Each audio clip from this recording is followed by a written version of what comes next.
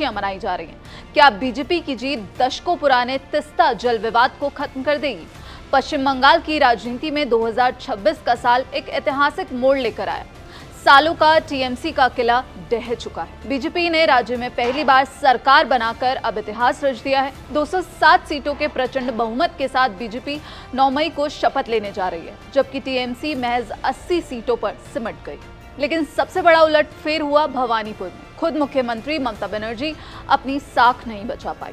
शुवेंदु अधिकारी ने उन्हें 15,114 वोटों से हराकर ये साबित कर दिया कि बंगाल की हवा अब बदल चुकी है। पर इस हार जीत की गूंज केवल भारत तक सीमित नहीं रही। बांग्लादेश की राजनीति में इस जीत का स्वागत बड़े ही दिलचस्प अंदाज में किया गया। बांग्लादेश की बीएनपी यानी बांग्लादेश नेशनलिस्ट पार्टी के नेता और सूचना सचिव अजीजुल बारी है हेलाल ने कहा कि वे इस बात से हैरान हैं कि इतने सालों तक सत्ता में रहने के बाद ममता बनर्जी चुनाव हार गई, लेकिन उन्होंने शुवेंदु अधिकारी को बधाई देने में देर नहीं की। उन्होंने ये भी उम्मीद जताई है कि शुवेंदु के नेतृत्व में भारत और बांग्लादेश के बीच के जो कूटनीतिक रिश्ते हैं वो पहले से कई ज्यादा मजबूत होंगे।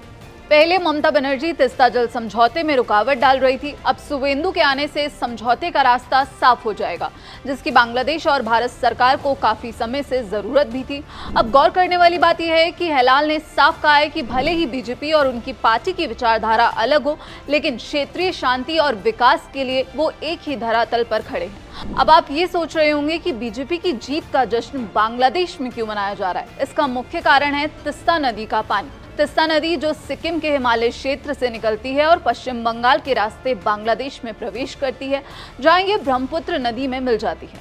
बांग्लादेश में करोड़ों लोगों की जीवन रेखा है। ये वहां की चौथी सबसे बड़ी नदी है। विवाद के इतिहास की बात करें तो 1983 में एक अस्थायी समझौता हुआ था, जिसमें भारत को 39% और बांग्लादेश को 36% पानी देने की बात थी। बाकी 25% का कोई फैसला नहीं हुआ। 2011 की बात करें तो तत्कालीन प्रधानमंत्री मनमोहन सिंह के कार्यकाल में एक संधि तैयार थी। इसके तहत भारत को 42.5% और बांग्लादेश को 37.5% पानी मिलना था। जैसे समझौता होने वाला था, ममता बनर्जी ने इस पर आपत्ति जता दी। उनका तर्क था कि इससे उत्तर बंगाल के किसानों को पानी की कमी हो जाएगी। अब शुवेंदु से क्यों उम्मीद है? बांग्लादेशी नेता का मानना है कि ममता बनर्जी के हटने से अब तीस्ता जल समझौते का रास्ता पूरी तरह साफ हो जाएगा। उन्हें उम्मीद है कि शुवेंदु केंद्र की बीजेपी सरकार के साथ मिलकर इस मसले का ऐसा समाधान निकालेंगे जो दोनों देशों के हक में हो। ये मुद्दा केवल पानी का नहीं है, बल्कि बांग्लादेश के लिए अपनी खेती और अर्थव्यवस्था को बचाने की जंग है। हेलाल ने एक नए युग की शुरुआत बताया है, जिससे सीमा पर शांति और आपसी सहयोग को बढ़ावा मिलेगा।